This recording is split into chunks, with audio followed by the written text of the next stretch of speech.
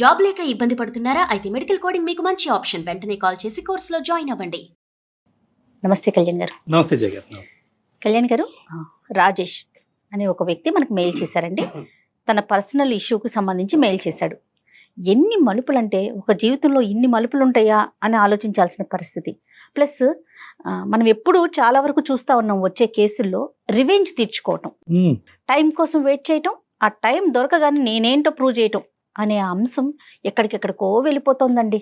అంటే సర్దుకుపోయే తత్వం అనేది కొంత తగ్గిపోతుంది అన్ని వైపులా కూడా. కరెక్ట్. దీనికి సంబంధించిన విషయమేనండి. మరి రాజేష్ కాల్ చేసేనా? తప్పకుండా మేడం. అంటే వైఫ్ తో మేడం, అంతే వైఫ్ తో గురించి అతను చెప్తున్నాడు. అవును అవును, మ్యారేజ్ అయింది, ఇప్పుడు ఆవిడ సర్దుకుపోయే ధోరణిలో ఆవిడ కనిపించట్లేదు. దానికి సంబంధించి ముందు కొన్ని ఇష్యూస్ ఉన్నాయి. ఇప్పుడు సందర్భం కాబట్టి తను రివెంజ్ తీర్చుకోవటం.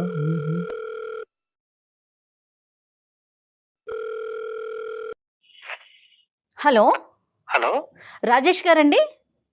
అవును మేడం. నేను జయానండి, అందమైన జీవితం ప్రోగ్రామ్ నుంచి కాల్ చేస్తున్నాను. నమస్తే మేడం. నమస్తే రాజేష్ గారు. నమస్తే అండి. మీ మెయిల్ నేను చూశాను. నాతో పాటు డాక్టర్ కళ్యాణ్ చక్రవర్తి గారు ఉన్నారు.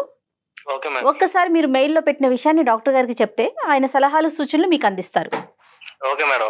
రైటా? ఓకే. రాజేష్ గారు నమస్తే అండి. నమస్తే సార్, కళ్యాణ్ చక్రవర్తి సార్. నమస్తే. ఏంటి చెప్పండి రాజేష్ గారు, ఏంటి సమస్య? సార్, అది నాది ఒక చిన్న మిడిల్ క్లాస్ ఫ్యామిలీ సార్ నాది. Right sir. ఒక నేను, మా వైఫ్, ఒక ఇద్దరు పిల్లలు ఉంటారు. డైలీ మార్నింగ్ 9కి వెళ్ళటం, ఈవినింగ్ 6 రావడం. నాది షేర్ మార్కెట్ సార్ నాది. లాట్ ఆఫ్ ప్రెజర్స్ మీకు అర్థమయ్యే ఉంటుంది సార్. మీకు పెళ్లి చేసుకున్నప్పుడు కొన్ని సంవత్సరాలకు బాగానే జరిగిపోయింది సార్. నాకు ఎవరైతే నేను మ్యారేజ్ చేసుకున్నానో ఆ వ్యక్తి నుంచి నేను ఒక టార్చర్ అనేది అనుభవించాల్సి వస్తుంది సార్. నేను మా ఫాదర్ ఫుల్ గా డ్రింక్ చేస్తారు. మా మదర్ ఏమో మేము చిన్న వయసులోనే 5th క్లాస్ 6th క్లాస్ చదివి టైంలోనే వాళ్ళు విడిపోయారు సార్. మా ఫాదర్ ఎక్కడికి వెళ్ళిపోయారు. మా మదర్ దగ్గరే మేము ఇద్దరు పిల్లలు, మా అక్క, నేను కూడా ఉంటున్నాం సార్. మదర్ చాలా కష్టపడి పెంచారు మేడం. ఒక మా సమతలో మా అక్కకి పెళ్లి చేసాం. నా విషయం దగ్గరకు వచ్చి ఏం జరిగిందంటే, నేను చదువుకునే టైంలో నేను మా దూరపు బంధువులు ఒక అమ్మాయిని నేను ప్రేమించాను సార్. ప్రేమించిన కొన్ని సంవత్సరాలు మాకు కూడా చదువుతో పాటు ప్రేమ కూడా చాలా రోజులు కంటిన్యూ అయింది. నేనైతే ఎవరైతే ప్రేమించానో వాళ్ళ అమ్మాయి పెళ్లికే నేను వెళ్లాల్సి వచ్చింది. ఆ అమ్మాయి ఎలా మిస్ అయిందంటే, వీళ్ళు మిడిల్ క్లాస్ ఫ్యామిలీ, వీళ్ళ ఫ్యామిలీ మదర్ పర్ఫెక్ట్ వేలో లేరు, వీళ్ళ పిల్లలు కూడా ఇలాగ ఈ వేలోనే ఉంటారు. అదొకటి మెయిన్ పాయింట్. రెండో పాయింట్ వచ్చి వీళ్ళకి డబ్బు లేదు. మిస్ అవడం వల్ల నేను ఇదే పట్టుదలగా పట్టుకుని ఎలాగోలాగా నేను దేని వల్ల అయితే నేను ఒక దాన్ని మిస్ చేసుకున్నాను నా జీవితంలో, గానీ ఇది మిస్ అవ్వకూడదని చాలా కష్టపడ్డాను సార్. హైదరాబాద్ వచ్చేసాను. మా సిస్టర్ మ్యారేజ్ అయిన తర్వాత, మ్యారేజ్ అయిపోయిన తర్వాత నేను ఇంకా హైదరాబాద్ వచ్చేసా. ఇక్కడ రెస్టారెంట్ లో పనిచేస్తూ, హోటల్లో పనిచేస్తూ, ఇక్కడ నేనే అక్కడ నేర్చుకున్న దాంతో నేనే హాస్టల్ పెట్టి ఒక లైఫ్ లో కొంచెం నేనైతే సెటిల్ పోసి, మళ్ళీ దాని దగ్గర నుంచి కొంచెం అమౌంట్ పోగు చేసి బిజినెస్ పెట్టి, బిజినెస్ ద్వారా నేను సర్వే అవుతున్నాను మేడం. రైట్. అమ్మ ఎక్కడ ఉన్నారు? మీతో పాటే ఉన్నారా? అమ్మ మాతో పాటునే ఉన్నారు. నేను మ్యారేజ్ చేసుకున్నాను, అమ్మ మాతో పాటునే ఉన్నారు మేడం. మీరు మ్యారేజ్ కూడా చేసేసుకున్నారు? మ్యారేజ్ కూడా చేసేసుకున్నాం మేడం. మ్యారేజ్ చేసుకుంటా కూడా కారణం ఉంది. ఏంటండి? ఒక అమ్మాయిని పెళ్లి చేసుకోవాల్సి వచ్చింది సార్, తప్పనిసరి పరిస్థితిలో. అది ఎక్కడ జరిగిందంటే, నేను ఏవైతే మా దూరపు బంధువుల అమ్మాయి పెళ్లికి వెళ్ళానో ఆ పెళ్లిలో ఈ అమ్మాయి మా దూరపు బంధువు, ఈవిడ కూడా నాకు రిలేటివ్స్ లో మరదలవుతుంది. ఆవిడ అందులో మ్యారేజ్ లో నన్ను చూసింది. ఎలాగైనా సరే పలానా రాజేష్ నేను చేసుకుంటానని ఆ అమ్మాయి పట్టుబట్టింది. రైట్. నేనేంటంటే మా ఫ్యామిలీలో నేను మ్యారేజ్ అయితే చేసుకోను, అసలు 100% చేసుకుని నా జీవితం సరిపోతుంది అని నేను ఒక మైండ్ లో ఫిక్స్ అయిపోయాను. ఎందుకని? ఫస్ట్ ఇన్సిడెంట్ కండి? First incident. రైట్. ఓకే. మా లవ్ అయితే ఎక్కడ మిస్ అయింది, మా ఫాదర్ మదర్ అలాగా విడిపోయారు. దాని వల్ల మనసులో పెట్టుకుని నాకు మా పెళ్లి అనే దాని మీద విరక్తి కలిగింది మేడం. లాస్ట్ కి ఏమైందంటే, ఈ అమ్మాయి నన్ను ప్రేమించింది అన్నట్టు నాకు తెలిసింది సార్, మా అక్కల ద్వారా. ఈ అమ్మాయి నా కోసం 7-8 సంవత్సరాల నుంచి వెయిట్ చేస్తుంది సార్. ఒక మనల్ని ప్రేమించే వ్యక్తి మన జీవితంలోకి వస్తే ఎంత అద్భుతంగా ఉంటుందో సినిమాలో చూపించినట్టు మనకు కూడా కొంచెం చాలా బాగుంటది, మన దశ మారిపోతది అని అదొక కాన్సెప్ట్ తో నేను చేసుకున్నాను. చాలా రిచ్, కొంచెం 50 ఎకరాల పొలాలు ఉన్నాయి, నగలు ఉన్నాయి, నట్టు ఉన్నాయి, ఇంకా ఫ్యామిలీ బ్యాక్గ్రౌండ్ కూడా చాలా పెద్దది. రైట్, ఏదేమైతేమి మీరైతే పెళ్లి చేసుకున్నారు ఆ అమ్మాయిని. ఎలాగైతే పెళ్లి చేసుకున్నాం మేడం. ఓకే, నెక్స్ట్ అండి. పెళ్లి చేసుకున్నాం, ఎలాగో కొన్ని రోజులు బాగానే గడిచింది. మేము మా అమ్మని తీసుకొచ్చి హైదరాబాద్ వచ్చేసామండి. హైదరాబాద్ వచ్చిన తర్వాత నేనైతే ఎక్కడ ఉన్నానో అదే హైదరాబాద్ లో మా అమ్మని వేరే ఇంట్లో పెట్టాల్సి వచ్చింది. ఎందుకంటే మా అమ్మగారినే సరిగ్గా పట్టించుకోకపోవడం, టైంకి మెడిసిన్ ఇవ్వలేకపోవడం, సరిగ్గా చూసుకోపోవడం, ఇంకా తిట్టిందే తిట్టడం ఏదన్నా. ఇంకా ఆవిడకి కూడా నాకు కూడా ఇంటికి వచ్చినప్పుడు మా అమ్మగారు ఆఫీస్ నుంచి వచ్చిన తర్వాత చెప్పి లోపలికి నా మనసు కూడా చాలా గాయమైంది సార్. అత్త కోడళ్ళకి పడల. ఆవిడ కోరుకున్నారండి మీ భార్య వచ్చి మీ అమ్మ ఇక్కడ ఉండటానికి వీల్లేదు అనే మాట వచ్చిందా, లేదంటే మీరే ముందు జాగ్రత్తగా అమ్మకి ఎందుకు సఫరింగ్ అని చెప్పి దూరం పెట్టారు? ఎలాగా మదర్ అక్కడ ఊళ్ళో ఉంటుంది కదా, నేనే వయసులో కొంచెం బాగా కొంచెం ఏజ్ పడింది, చిన్నప్పటి నుంచి కష్టపడి వచ్చింది కదా, కొంచెం రెస్ట్ కొంచెం సుఖపడుతుంది కదా నేను ఇక్కడ తీసుకొచ్చాను సార్. మీరు ఆ నిర్ణయం తీసుకోగానే మీ వైఫ్ ఓకే అని చెప్పారా? ఎందుకండి ఆ పని చేస్తున్నారని అన్నారా? ఓకే అనలేదు సార్.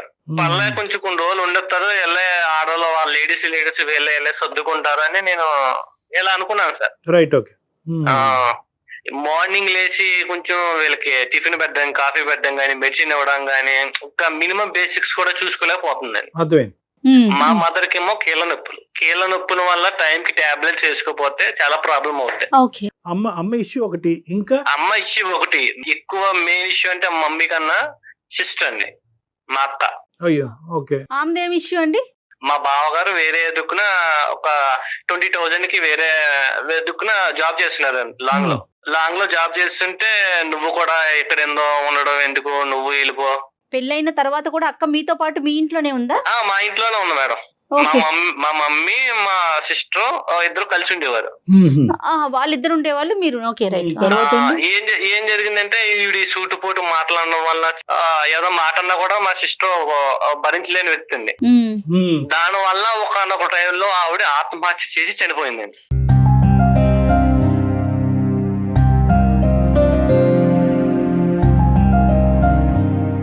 పిల్లలు ఉన్నారా రాజేష్ గారు? పిల్లలు ఒక అమ్మాయి ఉన్నదండి మేనకోళ్ళలో. సిస్టర్ చనిపోయిందన్న బాధ ఒకటి. ఆ సిస్టర్ చనిపోవడం వల్లే మా మదర్ కూడా కొంచెం హెల్త్ డిసప్పాయింట్ అయిపోయింది. ఈవిడి నేను పెళ్లి చేసుకున్న వ్యక్తి మాటల్లో ఎంత టార్చర్ పెట్టుంటే ఎంత ఆత్మహత్య చేసుకునే పొజిషన్ వెళ్ళిపోద్దని నేను అస్సలు ఎంత థింక్ చేసినా నాకు అవ్వట్లేదు సార్, డైజెషన్ కూడా అవ్వట్లేదు.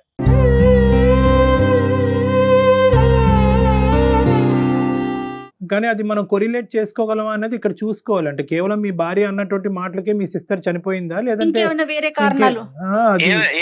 ఓన్లీ మా భార్య అన్న విషయాల వల్లనే ఈమె చనిపోయిందండి.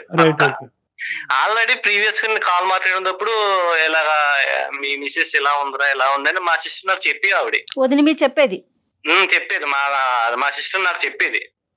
అలా కదా, అంత జరిగినా కూడా సొంత అక్కనే మీరు పోగొట్టుకున్న తర్వాత కూడా మీరు మీ భార్యతో బానే ఉండేవారా? అంటే మీకు ఎక్కడా కూడా మీ ఇద్దరి మధ్యన డిఫరెన్సెస్ బాగా పెరిగిపోయి ఉండాలి. మా అమ్మ హెల్త్ బాగోవడం వల్ల ఈవిడి నీ వల్లే చనిపోయిందని నేను అనడం వల్ల ఈవిడికి నాకు నేను నీకు బోలంతా డబ్బు ఇచ్చి కొనుక్కున్నాను, నీకు ఎంత కట్నం ఇచ్చాను, నీ వల్ల నువ్వు నాకు దక్కు, ఇవన్నీ లాట్ ఆఫ్ ఇష్యూ వల్ల మా డైలో గొడవలు అయిపోవడం, పిల్లల ముందేమో పిల్లలు ఏడ్ చేయడం. అదేలేండి, మొత్తం మీద ఇప్పుడు ఏంటంటే ఆ అమ్మాయి వెంటబడటం అనేది ఒకే సబ్జెక్ట్ కాకుండా ఆస్తిపర్రాలు అందమైనటువంటి అమ్మాయి 6 సంవత్సరాలు బట్టి వెంటబడుతుంది. ప్లస్ మోస్ట్ ఇంపార్టెంట్ ఏంటంటే మీకు వచ్చిన కట్నం బట్టి కూడా మీరు అట్రాక్ట్ అయ్యారులేండి. ఇక్కడ డబ్బు అనేది ఒక ప్రధాన కట్నం బట్టి కూడా అట్రాక్ట్ అయ్యాను. నా లైఫ్ లో కూడా రేపు పొద్దున్న మనీ పరంగా ఏ ట్రబుల్ రాకుండా, ఆ వ్యక్తి కూడా అంత అందగత్త అమ్మాయి అయితే కాదు, యావరేజ్, బిలో యావరేజ్. సరే, అందం మాట పక్కన పెడితే కనుక డబ్బు ద్వారా కొద్దిగా సెటిల్ అవ్వచ్చు అనే ఉద్దేశం అయితే మీకు ఉంది పెళ్లి చేసుకున్నప్పుడే. అదే ఇప్పుడు అమ్మాయి బ్రహ్మాస్త్రం కింద వాడుతుంది. నన్ను పెళ్లిలో కోరుకున్న కారణం ఏంటంటే నేను హైట్ ఉంటాను, కొంచెం తెల్లగా ఉంటాను, ఇవన్నీ చూసే కోరుకున్నా సార్. నేను ఎలా ఆవిడ ఎలా కోరుకుందో నేను కూడా ఆశ చూసి అలా కోరుకున్నాను సార్. ఆవిడ ఈయన అందం చూస్తే ఈయన ఆవిడ ఆస్తి చూశారు. మొత్తానికి ఇద్దరు కలిపి మీ అమ్మగారిని చూడలేకపోతున్నారు, అది ఇక్కడ బ్యాడ్ మా అమ్మగారు చూడలేకపోతున్నారు. అక్క వాళ్ళ పాప ఎక్కడుంది? అమ్మనో పాప ఉంటున్నారా? అమ్మ వాళ్ళ మా ఇంటి కాడే పక్క స్ట్రీట్ లో హైదరాబాద్ లో ఉండాల్సి వస్తుంది మేడం. రైట్. పాప ఏం చదువుకుంటోంది? Pre KG. వాళ్ళ ఫాదర్ చూసుకుంటారా పాపకి సంబంధించి? వాళ్ళ ఫాదర్ మా సిస్టర్ అయితే ఎప్పుడైతే చనిపోయిందో అప్పటి నుంచి అతను మా బావగారు అనేవారు పట్టించుకోవడం మానేసారు సార్. రైట్. ఒక మేనకోడలు అనేది ఇంకా నాకు కూడా ఒక కూతురి టైప్ ఇంకా చూసుకోవాల్సి వచ్చిన పరిస్థితి వచ్చింది. మీ మదర్ ని దూరం పెట్టిన తర్వాత మీ ఇద్దరు వరకు అయితే మీకు అది బాధాకరమైనా కూడా మీ ఇద్దరు హ్యాపీగా ఉన్నారా? హ్యాపీగా అయితే లేదు సార్, నేను చాలా నరకం అనిపిస్తున్నాను సార్. నేను ఎంతకాలం అయింది అమ్మని దూరం పెట్టి? 1 year అవుతుంది సార్. రోజుకి ఎన్నిసార్లు వెళ్ళొస్తా ఉంటారు అమ్మ దగ్గరికి? అసలు వెళ్తారా? అమ్మ దగ్గరికి వెళ్ళనిస్తుందా నీ భార్య? అమ్మని చూసుకొని ఇస్తుందా? బాగోగులు అమ్మను నేను చూసి వచ్చాను, వాళ్ళకి ఏమైనా కొనిపెట్టాను, ఏమైనా చూసింది అనుకోని పెద్ద ఆ రోజు అంతా నైట్ అంతా ఒక 24 గంటలు కూడా గొడవ అవుతుంది. సో దూరం పెట్టడం వల్ల మీరు సుఖంగా లేరు, ఆవిడ సుఖంగా లేరు. ఆవిడ కూడా సుఖంగా లేదు. రైట్. ఓకే. ఇప్పుడు ఏమంటదండి? ఇంకా ఏంటి ఆవిడ కోరికలు చిట్టా? అసలు మీరేం ఎక్స్పెక్ట్ చేస్తున్నారు? మనకి ఎందుకు మెయిల్ చేశారు? మెయిల్ చేయడం కారణం ఏంటంటే నాకు వీలైతే నాకు డైవర్స్ తీసుకోవాలి, ఇంకా ఈ వ్యక్తి మీద నాకు విరక్తి, అసహ్యం, ఇంకా మొత్తం అన్ని ఇంకా ఏవైతే పదాలు అయితే ఉన్నాయో మొత్తం అన్ని అనిపించింది సార్. అది అసలు వికారం వచ్చింది నన్ను. ఫస్ట్ ఆఫ్ ఆల్ ఏంటంటే వికారం వచ్చింది. ఇంకా నేను నా లైఫ్ లో ఎంత బాగుండేదో పెళ్లి కాకముందు ఈ వ్యక్తి నాకు పెళ్లి అయిన తర్వాత రావడం వల్ల నాకు జీవితం మీద విరక్తి కలిగింది. ఇంకా ఎప్పుడైనా మాట్లాడారా? అమ్మని పాపని మీ మేనకోడల్ని చూసుకోవాల్సిన బాధ్యత మీదే కాబట్టి ఈ విషయం తనకి ఎప్పుడైనా చెప్పారా? చెప్పా మేడం. ఏమంటారు తను? నాకు చూసుకోవాల్సిన అవసరం లేదు, నేను కొనుక్కున్నాను, డబ్బు పెట్టి కొనుక్కున్నాను, నిన్ను చూసుకోవాల్సిన అవసరం నాకేంటి? నిన్నే నేను చూసుకోను, లేకపోతే మీ మదర్ ని మీ మేనకోవాలని చూసుకోవాల్సిన అవసరం నాకేముంది? బేసికలీ ఏంటంటే ఎప్పుడైతే మీ సిస్టర్ చనిపోయిందో అప్పటి నుంచి ఆవిడ చనిపోవటానికి ఈ అమ్మాయి కారణం అన్నట్టుగా మొత్తం అందరూ విరుచుకుపట్టడం వల్ల ఆ అమ్మాయి కూడా మానసికంగా ఇబ్బంది పడిందేమో. అసలు ఆ అమ్మాయి యాంగిల్ ఏంటో ఒకసారి విందాం. ఉందా ఆవిడ? నేను కాన్ఫరెన్స్ కలుగుతాను సార్. నేను ఆవిడ పేరు మమత గారు. ఓకే. ఒకసారి కలపండి, మాట్లాడదాం. Okay sir. ఇతను ఏమంటున్నాడు మేడం? నేను అక్కడ మనసు ఇరిగిపోయింది, ఆ ప్రేమ కరెక్ట్ కాదనే ఉద్దేశంతో పెళ్లి చేసుకోవాలనే ఉద్దేశం లేనుకున్న వ్యక్తి ఈవెన్చువల్ గా పెళ్లి చేసుకున్నాడంటే దానికి కేవలం ఆ అమ్మాయి వెంట పట్టమే కాదు, ఇతను అడ్వాంటేజ్ కూడా చూసుకున్నాడు. ఆ అడ్వాంటేజ్ ఒకటే కనిపించింది కానీ అసలు ఈ అమ్మాయి ఎవరు, ఎలాంటిది, ఎలా పెరిగింది అనేది ఆ విశ్లేషణ జరగలేదు. హలో ఏంటండి? ఎక్కడున్నా? ఇంట్లోనే ఉంటాను. ఎక్కడుంటాను? ఏం చేస్తాను? ఇంట్లో ఏదో ఒక పని ఉంటది కదా, పని చేసుకుంటూ ఉంటాను. మా అమ్మకి ఒంట్లో బాగోలేదు, మెడిసిన్ పట్టుకెళ్ళి ఇచ్చావా? నేను ఎందుకు ఇవ్వాలి? మీరు ఇవ్వచ్చు కదా. మా అమ్మ వండుకునే పరిస్థితి లేకే కదా నిన్ను పట్టుకెళ్ళమంట. నాకేంటండి, నాకేం పని లేదనుకున్నారా? ఇంట్లో ఎక్కడ పని అక్కడే ఉంది, నేను పని చేసుకుంటూ ఉన్నాను. నాకు పని పాట ఏం లేదా? నేను ఇవ్వకుండా ఇచ్చుకుంటూ పోవాలా? నీకు ఇంట్లో 2 పిల్లలు, నేను నువ్వు ఉన్నావు, ఇంక నీకంత పని ఏముంది? అయినా కాకపోయినా ఎంత పని ఏంటండి? ఆవిడ అన్నం వండుకుంటుంది, నువ్వు కూర పట్టుకెళ్ళి ఇవ్వలేవా? కనీసం మెడికల్ షాప్ కి వెళ్ళి. నేను ఇవ్వనండి, నాకంత ఓపిక అసలు లేదు, నేను ఇవ్వను, మీరు ఇవ్వండి. ఇవన్నీ బాధలు నేను భరించలేకే అందమైన జీవితం అనే ప్రోగ్రామ్ కి నేను కాల్ చేశాను, మెయిల్ చేశాను. ఎవరికి? మమత, సారీ, నా పేరు డాక్టర్ కళ్యాణ్ చక్రవర్తి అమ్మ. ఇప్పుడు బేసికలీ ఏంటంటే రాజేష్ గారు మాకు ఫోన్ చేశారు. అంటే అతను పెళ్ళైనప్పటి నుంచి అతను పడేటటువంటి ఇబ్బందులు అవన్నీ చెప్పాడు. సరే, మేమేమి వన్ సైడ్ అనేటటువంటిది మేమేం మాట్లాడలేదు. కాదయ్యా, ఆవిడ ఏ విధంగా ఇబ్బంది పడుతుందో ఈ మ్యారేజ్లో అనేది కూడా మనం తెలుసుకుందాం, ఒకసారి ఫోన్ కలుపు అంటే కనుక మీకు కలపడం జరిగింది.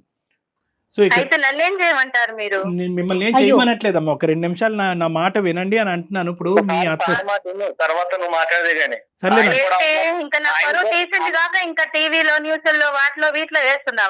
అమ్మ ఇది ఎక్కడ కనిపించే విషయం కాదమ్మా. నాకు ఎలాగా అవకాశం, కనీసం డాక్టర్ గారు కూడా సార్ కూడా అవకాశం ఇవ్వ అని అడుగుతున్నాను. నేను ఏమని చెప్తున్నా అంటే 2 పదాలు మాట్లాడుతున్నాను ఇక్కడ. ఏంటంటే ఆ అబ్బాయి అతని జీవితంలో హ్యాపీగా లేడంట, అక్కను పోగొట్టుకున్నాడు, తల్లిని దూరం చేసుకున్నాడు. అయినా కానీ ఇన్ని జరిగినా కూడా నాకు నా భార్య మధ్యన సఖ్యత లేదు. కేవలం వీళ్ళు గురించే కాదు, మీ ఇద్దరు హ్యాపీగా ఉండలేకపోతున్నాం. బయటపడాలి అనే ఆలోచన ఉన్నా కూడా బయట పడలేనటువంటి పరిస్థితి పరిస్థితి, ఎందుకంటే 2 పిల్లలు ఉన్నారు అనే అంశంతో మా ముందుకు వచ్చాడు. సో మేమేమన్నాము, అవునయ్యా అలా అయిపోయిందా, ఉండు మీ ఆవిడకి ఫోన్ కలుపు, ఆవిడ గట్టిగా బుద్ధి చెప్పాలి అని అనలేమేము. మేమేమన్నాము, ఏదో ఆవిడ వర్జన్ కూడా ఉండుంటుంది అయ్యా, బహుశా ఆవిడ కూడా ఎక్కడో బాధపడి ఉంటుంది, ఒకసారి ఫోన్ కలిపితే కనుక ఆవిడతో మాట్లాడదాం అని చెప్పి మీ మాట వినటం గురించి మీకు ఫోన్ కలపమన్నాం. నేను బుద్ధి చెప్పించుకునేంత ఏం లేదులేండి అక్కడ. అదే సరే, నువ్వు నా దగ్గర మాట్లాడినట్టు నువ్వు సార్ దగ్గర మాట్లాడు, మాకు అర్థమవుతుందా? ఏంది నీ గోడ పర్లేదు, పర్లేదు. అసలుకి ఏంది నీ బాధ ఏంది నాకు అర్థం కావట్లేదు. అమ్మమ్మ రాజేష్, ఆవిడ అలా మాట్లాడటం వల్ల నేనేం ఇబ్బంది పడట్లేదు, ఎందుకంటే నేను ఆవిడకి సంస్కారం ఇస్తున్నాను, ఆవిడ ఇవ్వలేకపోతున్నందుకు నో ప్రాబ్లం. నీతో నేను సంస్కారం నేర్పించుకునేంత ఏమీ లేదు అక్కడ. ఏమి నువ్వు నన్ను 6 సంవత్సరాలు టార్చర్ పెట్టావు నువ్వు నన్ను. అలాంటి నీకు ఇప్పుడు నేను సంస్కారం ఇయ్యాలా? కొట్టే వచ్చిన భర్తవి నువ్వు ఊరికే ఏం రాలే, నీ అవసరం కొద్ది నన్ను పెళ్లి చేసుకున్నావు. నేను నీ మాట వినేదేంది? నేను అసలు నీ మాట వినను. నేను చెప్పింది నువ్వు చెయ్యాలి అంతే. చెప్పింది చేయడానికి నేనే నీ చేతిలో ఉన్న రిమోట్ కాదు, నేను ఒక నీ అవసరం బట్టి 10 లక్షలు తీసుకొని పెళ్లి చేసుకున్నావు. ఆ రోజు గుర్తుకు రాలేదా ఇవన్నీ? ఈ 10 లక్షలు నువ్వు ఎప్పుడు ఇచ్చావు? నేను ఈ 10 లక్షలకే 10కి 10 కలిపి నేను సంపాదించాను నా కష్టంతోను. ఒకప్పుడు రాజేష్ కాదు నేను, ఇప్పుడు మారాను, అర్థమవుతుందా? ఎప్పుడు నీ సొమ్ములతో నీ సొమ్ములతో తిరుగుతున్నాను అనుకున్నావా? నేను కష్టపడ్డాను, అర్థమవుతుందా? అందరూ తెలుసు, మన బంధువులకి అందరికి తెలుసు. నువ్వు కొత్తగా చెప్పుకొని తిరగాల్సిన అవసరం ఏం లేదు. నువ్వు మహానటుడివి, మనుషుల ముందర ఒకలాగుంటావు, మనుషుల తర్వాత ఒకలాగుంటావు. నేను మహానటుడు అంటే నువ్వు మహానటి.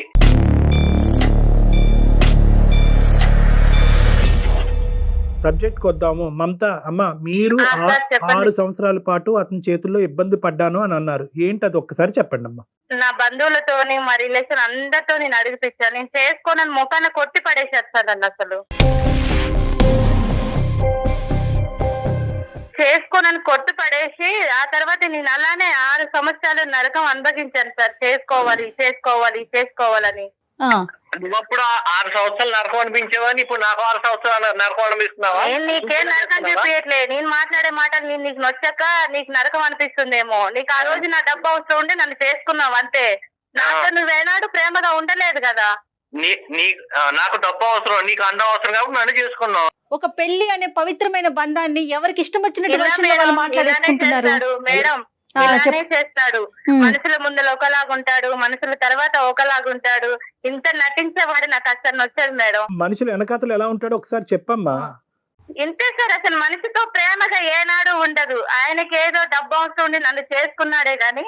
వాళ్ళ సిస్టర్ చనిపోవటానికి మీరే ప్రేరేపించారంట ఆవిడ అనుకున్నటువంటి. ఆమె చిన్న చిన్న మాటలకి విషయం చేసుకుంటారు సార్. మనం నవ్వుకుంటా వదిన మర్దలు అన్నప్పుడు నవ్వుకుంటే ఒక మాట అంటాం కదా, దానికే విషయం చేస్తుందామా. నవ్వుకున్న విషయాలకే చనిపోయిన వ్యక్తి ఎప్పుడైనా ఈ న్యూస్ పేపర్ లో కానీ ఎక్కడ వార్తల్లో ఎక్కడైనా వచ్చినట్టు మరి చిన్న చిన్న మాటలకి ఇగో ఎవరిని చూపిస్తుంటే మరి నేనేం చేసేది? మొదల చిన్నటికి ఫెయిల్ కావడం, చిన్నటికి చీర ఒక బల్ల వేసుకోవడం, మరి అలా చచ్చే వాళ్ళని ఎన్నిసార్లు ఆపుతాం సార్ మనం? సరే, కానీ వాళ్ళ తల్లి ఈ రోజు బయట ఉండవలసినటువంటి పరిస్థితి ఏంటమ్మా? అంత కష్టపడి పెంచినటువంటి తల్లి అవసరమే లేదు సార్, అవసరమే లేదు. ఏంటి అంత ఆవిడ చేయకూడనటువంటి తప్పేంటమ్మా మీ అత్తగారు? నేను చెయ్యాలి సార్. అసలు వాళ్ళకి నేను ఎందుకు చేయాలి? నాకేం అవసరం? నాకేం పని ఏం లేదా? నాకు ఇంట్లో ఇద్దరు పిల్లలు చాకరీ చేశాను, నా భర్త చాకరీ చేస్తాను. నేను అలానే ఉంటాను. ఏమన్నంటే విడాకులు ఇస్తాను అంటున్నాడు. బాధ్యత రాహిత్యంగా నువ్వు మాట్లాడక అర్థమవుతుందా? నీ తల్లిని చూసుకోవటం అనేది ఎంత బాధ్యత, మీ అత్తగారిని చూసుకోవటం కూడా అంతే బాధ్యత. రేపొద్దున నిన్ను చూసుకునేటటువంటి బాధ్యత నీ పిల్లల చేతిలో ఉంటారు. సో ఇవన్నీ వదిలేసి నేనెందుకు చూసుకోవాలి, నేను చూసుకోనండి అంటే కనుక ఓన్లీ ఎర్రగా బుర్రగా ఉన్నటువంటి మొగుడిని ఒక్కడినే ఉంచుకుని అతను చూసుకోవటం ఒక్కదాని గురించేనా పెళ్లి అనేటటువంటిది? నేను ఆయన ఒక్కనే చూసుకుంటా సార్, వాళ్ళమ్మతో నాకు అవసరం లేదు. ఎక్కడి నుంచి వచ్చారమ్మా? అదేమన్నా బ్రహ్మ పదార్థమా పైనుంచి ఊడిపడను? మేడం అంత ప్రేమ ఉన్నాయన మరి అదే 6 సంవత్సరాల ముందుకు నా రిలేషన్ తో అడిగిస్తాను, మరి ఆ రోజు లేదా నా మీద ప్రేమ? అదేంటమ్మా, ఒక వ్యక్తి అది ఒక మనసు, తనకి నచ్చితే పెళ్లి చేసుకుంటాడు, లేకుంటే లేదు. ఆయనకు నొచ్చి నన్ను ఏనాడు చేసుకోలేదు మేడం, అతనికి నొచ్చి నన్ను పెళ్లే చేసుకోలేదు. ఏ అక్క అయితే మన పెళ్లికి కలిపిందో ఆ అక్కనే దూరం చేసాం. మా అక్కనే ఆమెకి చావే ప్రస్కారం అనుకొని చనిపోయింది, దానికి నేనేం చేయాలి? ఏం చెయ్యాలి ఏం చేయకూడదు అన్నది తీసి పక్కన పెట్టామ్మా. మీ కళ్ళు ఎదురుగుంటూ ఉన్న ఒక ఆడపిల్ల చనిపోయింది. అది దాని గురించి మీకు కొద్దిపాటి జాలి దయ సానుభూతి కూడా లేకుండా ఏదో పోయిందిలేండి ఎంతకాలం కాపాడుతావు అని చెప్తే కనుక ఈరోజు వాళ్ళ సిస్టర్ చనిపోయిన రోజే నిన్ను దూరం చేసుకోవచ్చు నీ భర్త. వాళ్ళ సిస్టర్ యొక్క చావు కారణం అనుకునేటటువంటి వ్యక్తి ఈరోజు భార్యను పక్కన పెట్టుకుని ఈరోజు తల్లి కూడా దూరం అయిన తర్వాత కూడా మళ్ళీ భార్య దగ్గరే ఉండేటటువంటి వ్యక్తిని నేను చూడలే.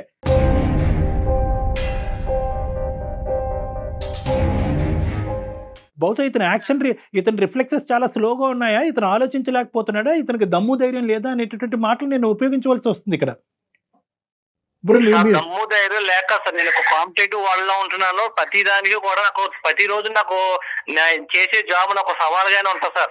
ఆ సవాళ్ళు ఎదుర్కోవాలా లేకపోతే కుటుంబ మా అమ్మ సంబంధించింది మా వైఫ్ సంబంధించి పిల్లలకు సంబంధించిన పరిష్కారాలు నేను ఎదుర్కోవాలి సార్. నీకు మీ అత్తగారి మధ్యన ఉన్న డిఫరెన్స్ చెప్పలేదు, కేవలం ఒకే మాట అంటున్నావు. నేను ఎందుకు చూడాలి, నా పిల్లల్ని చూస్తాను, నా భర్తను చూస్తాను, ఆవిడని చూసుకుని ఈ విధంగా నీ హక్కుల గురించి మాట్లాడితే అతను కూడా అతని హక్కుల గురించి మాట్లాడే పరిస్థితి వస్తుంది. పిల్లలు అన్యాయం అయిపోతారు. ఒకటి రాజేష్, ఇక్కడ చాలా ఇంపార్టెంట్ పాయింట్, పునాది ఎక్కడ పడింది అంటే కనుక ఖచ్చితంగా 10 లక్షలతో నువ్వు వ్యాపారం పెట్టుకున్నావా లేదా, ఈ రోజు నువ్వు సెటిల్ అవడానికి 10 లక్షలు కారణమా కాదా?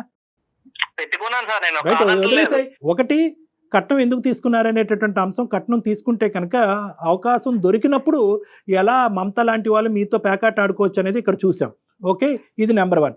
నెంబర్ 2, ఎస్ మీరు తీసుకున్నటువంటి కట్నంతో మీరు బిజినెస్ చేసుకుని అదంతా కూడా మొత్తం A to Z అంతా కూడా కుటుంబాన్ని కాపాడటానికే మీరు చూసుకున్నారనేది రెండో అంశం.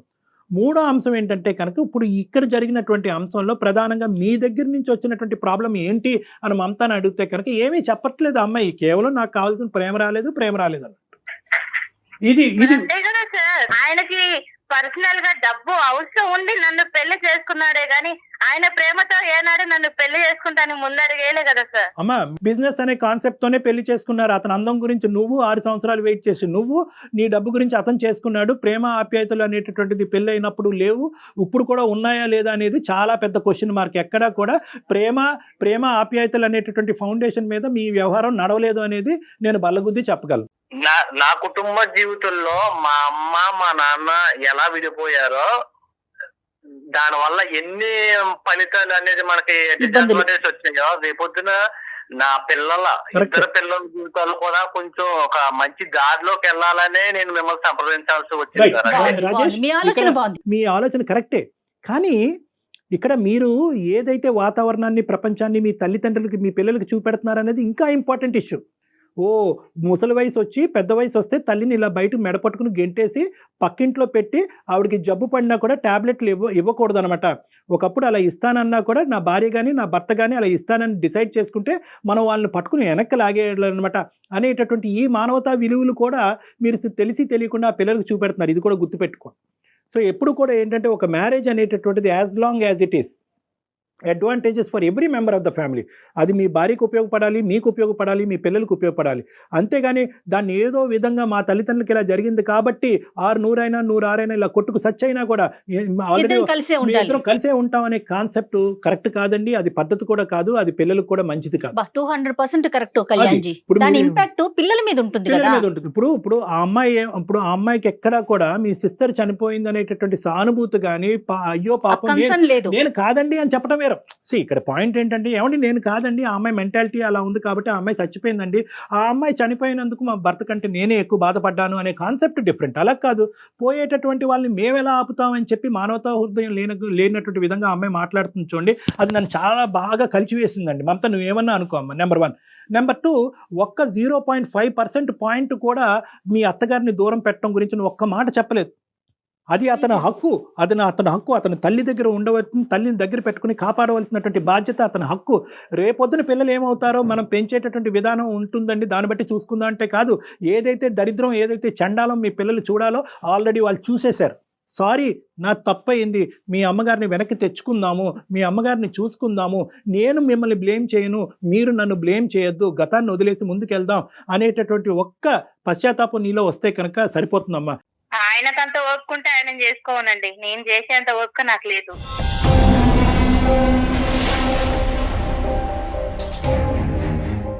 ఏంటమ్మా మమత, అసలు నువ్వు మాట్లాడేటటువంటి తీరేంటమ్మా? ఎప్పటికీ కూడా నువ్వు ఇదే వయసులో ఉండిపోతావు అనుకుంటావమ్మా? చావు వచ్చి తట్టదా? చావు వచ్చి మనకు వయసు రాదా, మనకు వృద్ధాప్యం రాదా? ఎప్పటికీ కూడా ఒక సపోర్ట్ లేకుండా 2 కాళ్ళ మీద పరిగెట్టేస్తామని అనుకుంటున్నావా? చాలా నీ ఓవర్ కాన్ఫిడెన్స్, చాలా ఎక్కువైంది నీ ఓవర్ కాన్ఫిడెన్స్.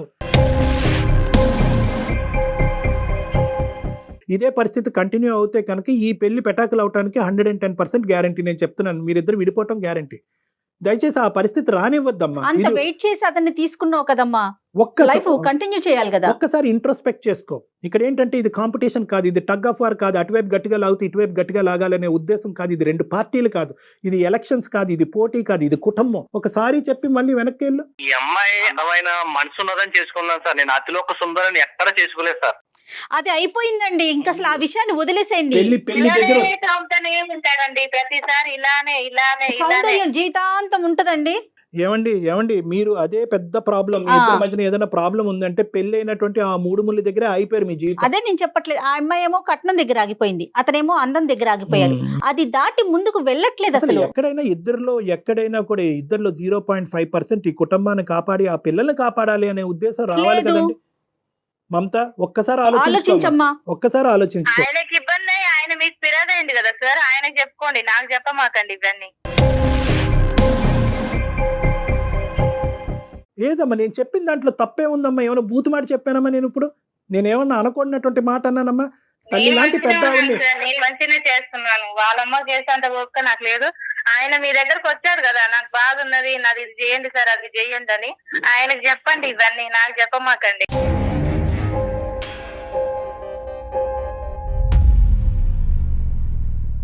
ఆయనకి చెప్పాలంటే నువ్వు వినాలి కదమ్మా. ఇదంతా కనెక్టెడ్ సిరీస్ కదా.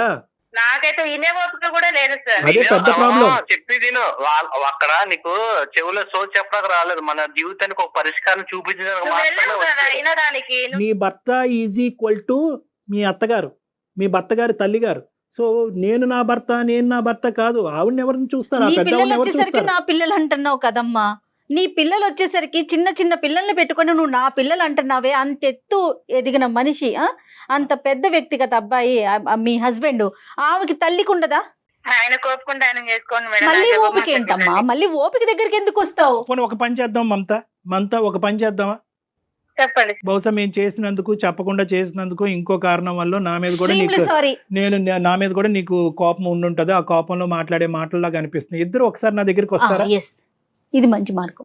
ఎందుకంటే ఇది అస్సలు విడిపోయేటటువంటి కారణాలు కాదు ఇవి. సో ఎంత కాదనుకున్నా కూడా రాజేష్లో ఒక ఓపిక, ఓర్పు ఉంది. నీలో కొద్దిగా ఓపిక, ఓర్పు, సహనం తెచ్చుకుని నన్ను ఒకసారి కలవండి, ఇద్దరుని మనం మాట్లాడుకుందాం ఒకసారి.